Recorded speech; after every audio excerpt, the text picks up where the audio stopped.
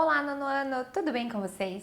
Hoje vamos para a aula de número 49 de arte e hoje vamos falar de teatro, né? A representação, mas aqui voltado para a sombra. Sim, é um estilo aí de teatro que só usa a silhueta, né? Representando então, utilizando as sombras para criar as cenas.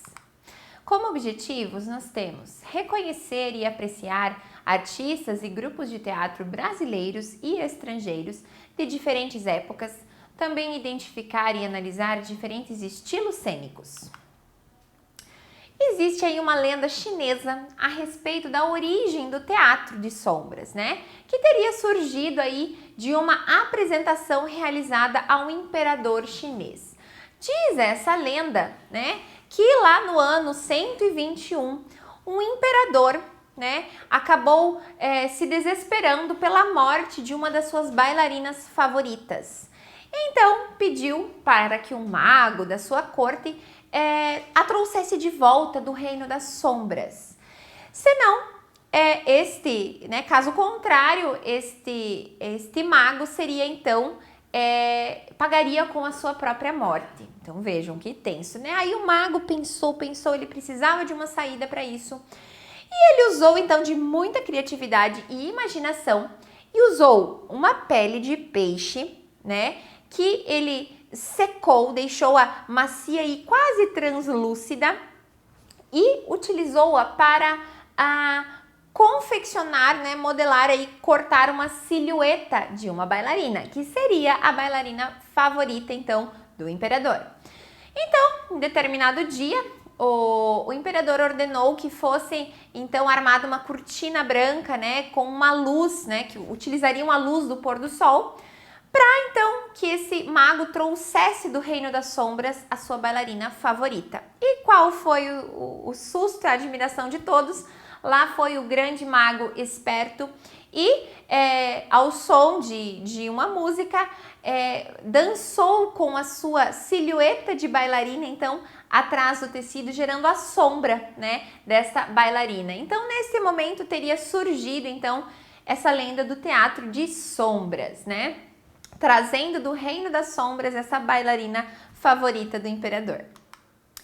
O teatro de sombras antigo, ele pensando, claro, a origem de uma lenda, mas pensando na prática, né, essa manifestação teatral, ela tem aí uma origem já nos homens das cavernas, a gente pode dizer. Por quê? Essas sombras, então, elas teriam sido projetadas, né, nas paredes das cavernas através da luz do fogo. Então, enquanto essas pessoas, então, comiam, né, contavam histórias, enfim, suas caças e tudo ao redor das fogueiras, então essa sombra já seria projetada nas paredes, né? Tudo que a gente tem, então, essa fonte de luz gera uma sombra. E isso, então, acaba sendo usado desde os mais antigos aí tempos, né? Assim como a lenda chinesa, então, outros países também do Oriente criam essas figuras e essas formas ali com pele de animais, como cabra, camelo, cavalo, búfalo e boi. Então, essas peles, elas são higienizadas, raspadas, secas e pintadas, então, de forma a ficarem quase transparentes. E eram aí habilmente trabalhadas com lâminas, tintas, enfim, para tornar as figuras bem realistas, para serem então projetadas com essa, resultando então na sombra dessa silhueta, né? A luz para projetar essas silhuetas nas apresentações, então, era fraca, né? Era trêmula, era vinda ali de uma lamparina, algo bem simples e tal. E essa combinação, então, delicada, né, das refinadas figuras com essa luz, exigia que as figuras elas fossem colocadas em cena de forma que ficassem, assim, bem coladas no tecido para que fossem vistas. Faça uma experiência, né? Coloca ali uma lanterninha, alguma coisa, um tecido, um lençol, uma toalha de mesa e veja como você aproxima e afasta um objeto, a tua própria mão. Isso cria diferenças na silhueta. Acaba sendo mais distorcido à medida que se afasta do pano branco e mais nítidas à medida que se aproximam. Na maioria das vezes, as projeções eram feitas então durante a noite, para facilitar, né, a visualização dessas silhuetas ali com essa luz fraca, né? O artista, então, ele aprendia essa arte por meio aí de né, passado de geração em geração, né, familiar, e acabava aí estudando e desde criança trazendo essa tradição tanto da confecção dos personagens e tudo, quanto do movimento das figuras. Então, as histórias eram narradas, às vezes com fundos musicais, enfim, mas contava-se uma história, então, com essas personagens somente aparecendo com forma de sombras, né, silhuetas. No teatro de sombras, moderno, levou um tempo para se desenvolver, né? A principal referência, então, é a companhia italiana Giacomo Vita. Ela é atuante aí desde a década de 70 com seus teatros de sombra. Vejam um exemplo dessa fotografia dos bastidores, né? Como as pessoas usam adereços e formas, então, para criar essas estruturas, né? As feições, então, são usados acessórios para incrementar a figura humana também. Vamos conhecer, então, alguns grupos que trabalham com essa arte aí das sombras, né? Do teatro de sombras. Uma delas é a Companhia Teatro Lumbra, tá? Ela é de Porto Alegre, no Rio Grande do Sul, e é reconhecida aí pela qualidade do seu trabalho, né? Pela técnica utilizada. E também ela valoriza muito a pesquisa, né? A dramaturgia, então, da linguagem.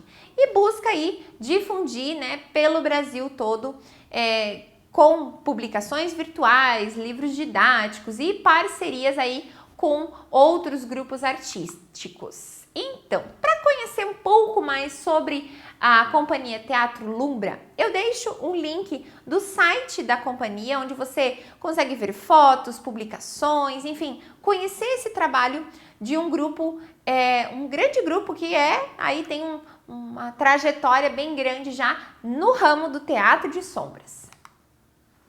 Outro nome é a Companhia Karagovski.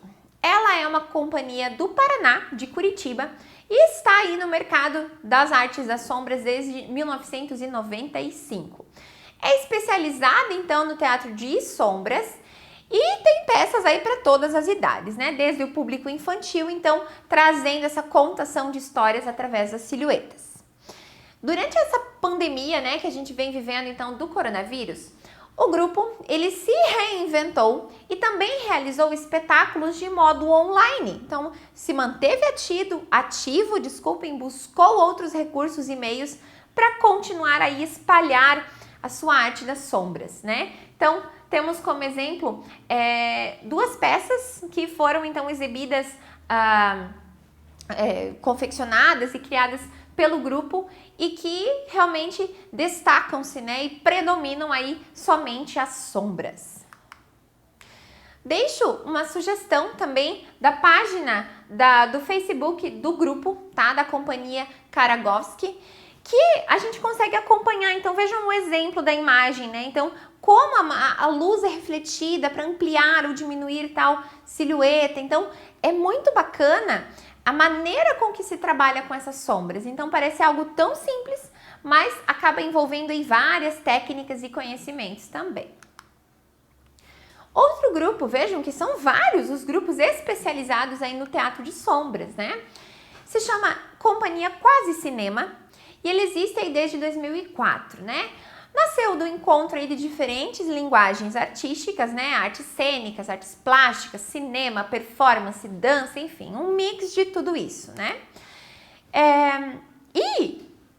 Para esse grupo, então, o teatro de sombras, ele surge como aí uma possibilidade de expressão, né?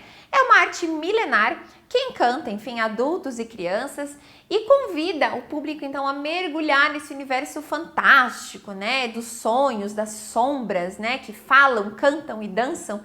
Enfim, os objetivos de todos os grupos são muito parecidos, né? Trazer esse espetáculo, essa experiência, então, visual, auditiva, enfim, para os seus espectadores. Outro grupo também se chama Companhia Luzes e Lendas, tá? Ele se formou em 1999 E tem um trabalho aí direcionado para o teatro de animação, se dedicando aí mais para o teatro de sombras. Aqui nós vemos num exemplo do grupo, eles já utilizam personagens, enfim, algo um pouquinho em tamanho reduzido, né? Não tanto só com linguagem corporal como os outros grupos. Então aí a gente já percebe que são várias as possibilidades de um teatro de sombras. Pode ser desde teatro de palitos, né, personagens de papel com uma caixa luminosa, desde uma grande cortina com as pessoas mesmo atuando, né, representando as sombras. Esse grupo ele também traz contação de histórias, né, e acaba procurando em mesclar essa narrativa oral com bonecos de sombra e também teatro de papel. Então, ele é voltado realmente para esse teatro ali de fantoches, né, digamos assim, e não propriamente dos atores em cena. Outra companhia, vejam, são muitas as companhias, né? A gente nem imagina às vezes que as sombras são tão bem valorizadas e divulgadas por aí, né? É a companhia Lumiato, deixo o linkzinho ali em azul do site da companhia. E ela foi criada então em 2008 em Buenos Aires, na Argentina, mas acaba se difundindo aqui no Brasil. Então é a primeira companhia a pesquisar, traduzir e espalhar esse teatro de sombras na região centro-oeste do Brasil. Então, apesar de ser aí da Argentina, mas tem um trabalho intenso, então, aqui no Brasil, e vejam lá, olha a ampliação das imagens, né, perante as sombras. É realmente um trabalho, né, fascinante, todo esse trabalho de sombras, né? Nos primeiros trabalhos, esse grupo utilizou, então, bonecos de luva, né, mesa, circo, e a partir aí de 2012 passou a pesquisar e produzir aí espetáculos então mais contemporâneos, né? E a dedicação exclusiva às sombras permitiu com que eles se aprimorassem, desenvolvessem aí técnicas, né, mais complexas, enfim, ganharam experiência e conhecimento focando apenas no teatro de sombras. Pensando nas sombras, né, e como eu disse, é uma ferramenta aí bem variada, existem também outras maneiras de se utilizar a sombra para produzir arte, desenhos e, enfim, apresentações. O artista argentino Alejandro Bustos, ele realiza desenhos com areia em mesas de luz. Então, há uma mesa iluminada que é projetada num telão, e ele cria então esses desenhos com areia, né? A areia faz a sombra, então, e reflete os desenhos. Deixa um link onde você vê o trabalho, assiste o trabalho desse artista argentino e vê que é fantástico realmente a maneira com que cria esses cenários e conta uma história. Outra artista argentina é a Valéria Guglietti, isso. Ela utiliza então as sombras com as mãos. Então, ela acaba apresentando seu trabalho pelo mundo, aí criando, né, histórias e personagens, então, utilizando as mãos. Deixo sugestão também de um vídeo onde mostra um pouquinho do trabalho dela. Muito bem, assim finalizamos então mais uma aula focando aí no teatro e no teatro de sombras. Um abraço e até a próxima!